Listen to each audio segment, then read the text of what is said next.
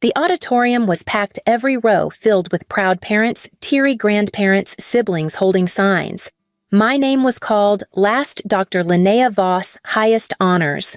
Applause erupted, echoing through the high ceilings as I walked across the stage. I held my diploma tight, fingers trembling, not from nerves, but from the silence I knew was waiting for me off stage.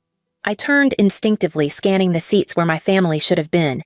2 rows near the front were empty, untouched programs still resting on the chairs. My classmates waved at cameras posed between bouquets. I stood on the side, adjusting my gown, smiling for strangers who offered polite congratulations. That morning, my parents had texted from Manhattan. "We're so proud of you," they wrote attached to a photo of Seth in a tailored suit cutting a cake that read, "Congratulations, VP Voss." My mother's message followed a minute later. "Try not to feel bad if Seth's news overshadows yours." Timing is everything. I didn't cry. I had stopped doing that years ago. Instead, I took a deep breath and walked past the press wall where graduates snapped photos with their families. A woman from the registrar's office stopped me, hugging me tightly. "We've never had someone finish with your defense score," she whispered. "Your advisor said you made the committee rethink everything." I thanked her. Then I walked alone to the car I had borrowed from a friend, sat behind the wheel, and let the applause I didn't hear fade behind me. There was no ride home, no dinner reservation, no gold-lettered card. But there was something else. There was a strange, steady certainty growing in my chest as I turned the keys and pulled away from the campus for the last time. I used to think love came in the form of attention. So when Seth won his first middle school debate tournament and my parents threw him a surprise dinner, I convinced myself they just hadn't noticed the art competition I'd quietly won the same week. He had a certificate and a photo with the mayor. I had a ribbon folded into the back of my notebook. It wasn't that they didn't love me. They just didn't understand me. Seth wanted what they wanted: status, performance, measurable success. He asked for golf lessons. I asked for more library hours. He spent weekends at tennis camps and mock trial tournaments chauffeured by our father's paralegal. I spent mine painting on plywood scraps in the garage, wiping my hands on old SAT prep books. By high school, the difference wasn't subtle anymore. Seth got internships at firms I'd only read about, networking they called it, though it was really just our father calling in favors.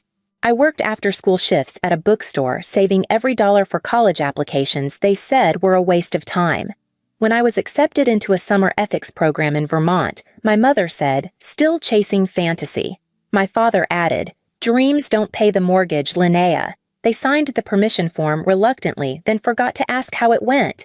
Later, when I got the scholarship letter from Cambridge full ride, merit-based international cohort, my mother looked at it, skimmed the letterhead, and said, "So, more school." My father didn't say anything at all. He was too busy checking the LinkedIn update Seth had just posted, accepted into junior leadership rotation at Bryson and Tate.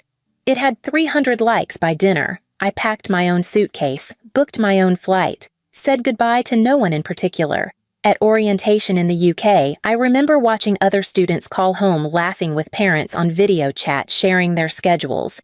I had sent a text when I landed. No one replied until the next afternoon.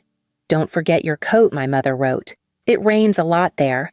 I saved the message not because it meant something, but because it was all there was. And I learned then, love doesn't always arrive. Sometimes you just keep moving without it. The dining room hadn't changed. Same oak table, same silver candelabras that only came out for holidays. Same fireplace mantel crowded with Seth's framed milestones, his MBA acceptance, his wedding portrait, even a photo of him shaking hands with the mayor after some housing development ribbon cutting. I never saw a single picture of me in that room. They had invited me out of obligation. That much was clear when my mother seated me on the far end, 2 chairs down from the neighbor's daughter and across from a man I didn't recognize. Seth arrived late naturally and was greeted with applause like he'd just returned from war. He closed the Lakeside deal, my father beamed. Added $12 million in assets to the portfolio. I smiled. I was happy for him. I always had been. But when I tried to share that I'd recently returned from a policy summit in Nairobi, my mother blinked slowly and asked, "Is that near Morocco?" No one responded when I clarified. The conversation had already shifted to Seth's new condo in Arlington. Later, while I was helping clear the dishes, I overheard my father in the den, laughing with two of his colleagues. She's still in that humanitarian stuff, whatever that means. At least Seth makes moves we can quantify. I didn't cry. I folded the napkins, put the leftover stuffing in containers. I loaded the dishwasher like I had after Seth's high school graduation party when our mother had told him, "You're the pride of this family." I'd been standing right beside her. When I finally left, I hugged no one. My ride to the airport was an Uber I called from the sidewalk. I looked back once, just to glance at the windows warm with lights and laughter. Then I turned away. By the time my flight landed in D.C., I had deleted every photo from the night. 2 days later, I submitted my final report on urban displacement patterns during transitional regimes. The lead strategist asked if I wanted to speak on it at a regional conference. I said yes, and I didn't tell anyone back home. Not because they wouldn't care, because I no longer needed them to. The invitation to join the advisory board came in the middle of a rainy Tuesday. I was eating cold leftovers in the break room when my supervisor forwarded the email, CCing me with a note. "They're watching you. Good work."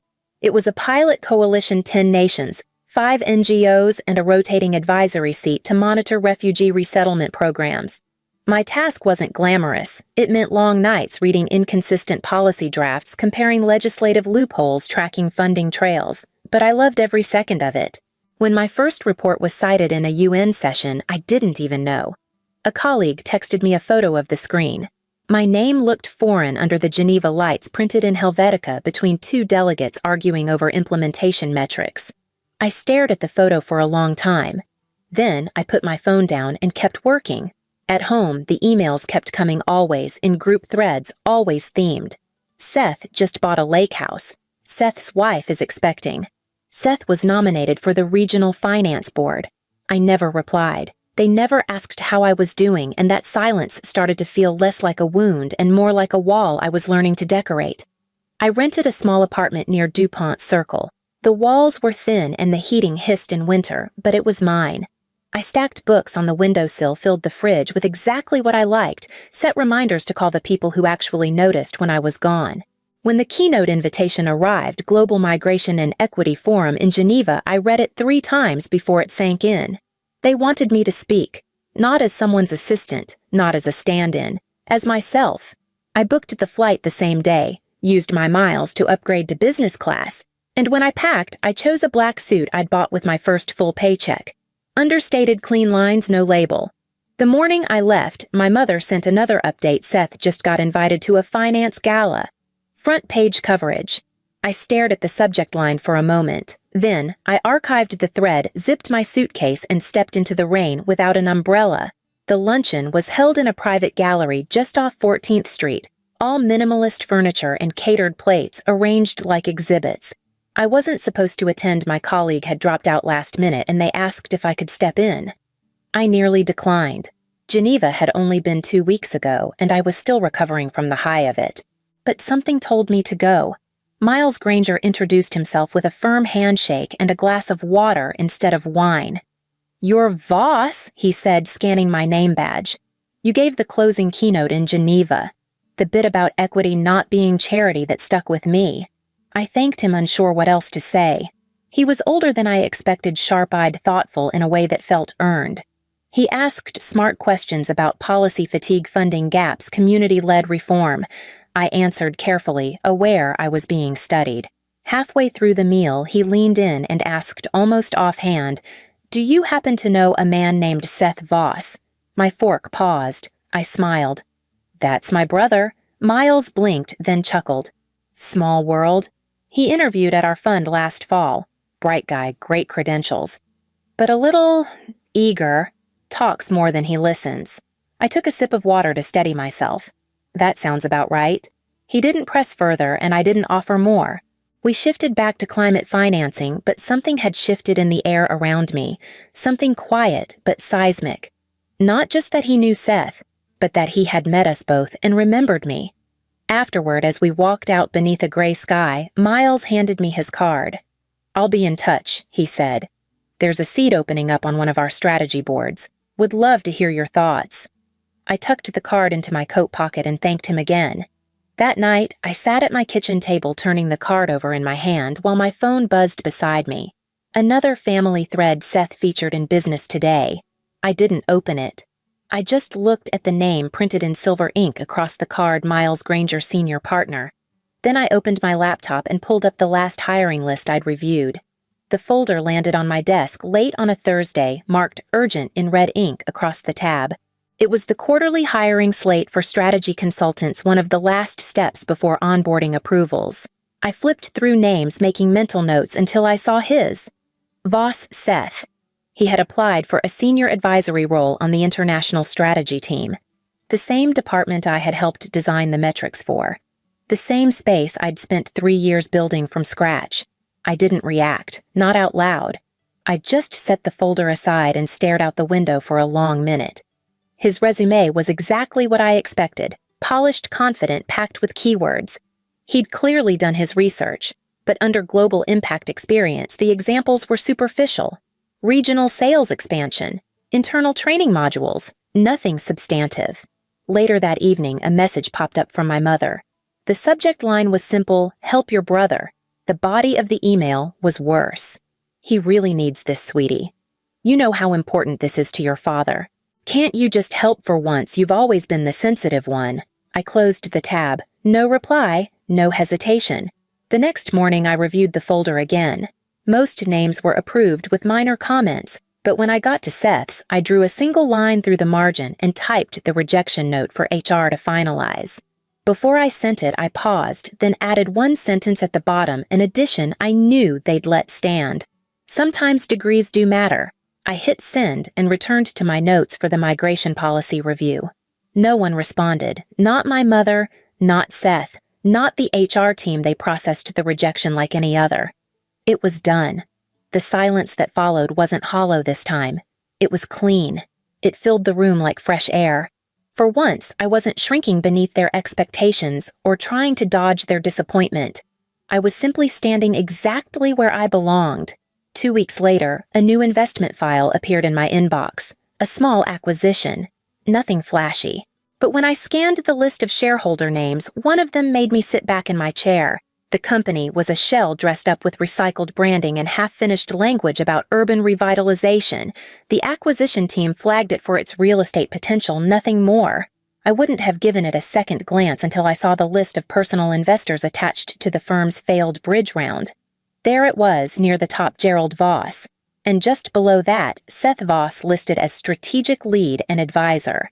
I stared at the document, rereading the line item that showed how much my father had invested. It was nearly everything: his pension withdrawal, a second mortgage, even a liquidation of bonds I remembered him bragging about at my cousin's wedding. There was a note in the margin: acquisition to proceed. No objections filed. They didn't know. They couldn't have. Not yet. I signed the internal authorization with steady hands. No announcement. No message. No nameplate change. Just a formal ownership transfer and a standard legal notice scheduled to go out with the rest. 30 days. That's what the letter said. 30 days until existing operations ceased, all assets reassessed, all leases reviewed. It was standard language. Impersonal, final. The property tied to the firm's last investment portfolio was a residential unit on Leland Avenue, an old 4-bedroom brownstone they had used as collateral for a community redevelopment loan that never materialized. It had been quietly deeded to my father as temporary holding, listed under his name. He had once told me years ago that the house would be Seth's stepping stone, a starter property to flip, build, expand. Something real. I had driven past it once. I remembered the bay window, the ivy curling up the side, the porch light that never quite worked. I'd watched my father standing on the stoop that summer, arms crossed, nodding proudly as Seth paced beside him on a call. Now the deed was mine. I added one line to the notice before signing off. All keys and tenant files must be returned to the new owner's representative by Friday close of business. Then I clicked send, and I waited for them to read the fine print. The invitation hadn't even been addressed to me directly. I'd been copied CC'd on a mass message from my mother with a digital card attached. Join us to celebrate Aiden's 3rd birthday, backyard lunch, catered brunch, family photos at 2. Beneath the pastel balloons and polite script was a note. "We'd love to see you, Linnea, but don't feel obligated. It's mostly family." Mostly family. As if I hadn't been born from her body.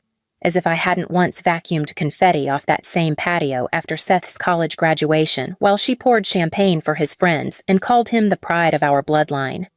I didn't reply, but I didn't ignore it either. That morning, as guests began to arrive with gifts and sunglasses, a black car pulled up to the curb. The driver stepped out in a tailored suit, handed the envelope to my father, and left without a word. They opened it on the porch, surrounded by streamers and catered trays. Inside was a single-page mortgage transfer, formal and stamped. Effective immediately, the property at 92 Leland Avenue had been transferred to the ownership of Dr. Linnea Voss. Stapled beneath it was an eviction notice. At the bottom in my handwriting, a short RSVP. Regretfully, I cannot attend the party. I will, however, be arriving next Friday to inspect the property. Please ensure the keys are on the counter. I never heard the silence that followed, but I felt it. My phone rang 7 times that night, 6 voicemails from my mother, a string of texts from my father. Even Seth called his name lighting up on my screen like a ghost I'd already buried. I let it ring, not out of cruelty, but because this wasn't about cruelty anymore. This was about peace, the kind they never gave me, the kind that doesn't require permission or performance, the kind that simply arrives and stays, quiet, deliberate, immovable. The following week, I arrived at the house with a lockbox and a clipboard. A property manager met me at the gate. The porch light was off. No one had left a note, but the keys were there just as I'd asked.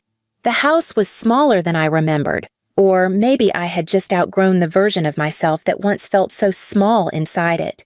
I walked through each room slowly. The living room still smelled faintly of pine cleaner. The same beige sectional sat under the bay window.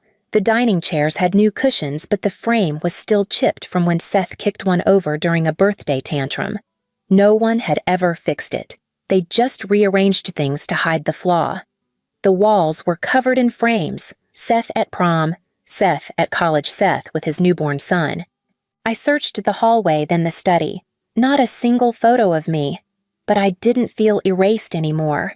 I stopped in the den where the fireplace stood as the centerpiece. The same mantel where my mother once promised to hang real accomplishments. She had meant awards with job titles, not research fellowships, not thesis medals. From my bag, I pulled the frame I'd had made months ago. A copy of my doctorate diploma, embossed and sealed. Below it, a brass plaque read, "Most likely to fail." I hung it above the mantel without ceremony. There was no applause, no phone held up to take a picture. Just me standing in the house they said I'd never deserve. I took one last walk through the kitchen, checked the back door, then returned to the front. The keys were still on the counter where they had left them. I slid them into my coat pocket, walked outside, and turned the lock behind me, not out of spite, but because the girl who once begged for a seat at the table now owned the table, the chairs, and the roof above it. I moved back to Boston in early spring. The air was still sharp, but the light was changing. I found an apartment on a quiet street near the river, nothing extravagant but full of windows. I furnished it slowly. No rush, no one to impress. The emails started coming again, this time softer. "We're proud of you. Saw your article in the Times, great work. Come by sometime if you're in town." I didn't respond. There was nothing left to explain. They weren't angry anymore, just polite. Like I had become a distant professional contact they couldn't afford to lose. I spent my mornings writing, my afternoons consulting, and my evenings preparing a new keynote for the International Forum on Civic Inheritance. Title ownership and legacy rewriting the inheritance. I wrote it not for them, but for the ones like me, the ones who built homes from cold silence, who grew roots in places no one watered, who turned absence into momentum. I thought of the girl I used to be hunched over scholarship essays while Seth's parties roared downstairs. I thought of the night I stood alone at graduation and the morning I hung my degree in a house I didn't even want anymore. They said I was too soft for the real world, but the world turned in my hands because I never hardened. I didn't carve my name into anything. I didn't raise my voice. I just stood still until they had no choice but to recognize what wouldn't bend.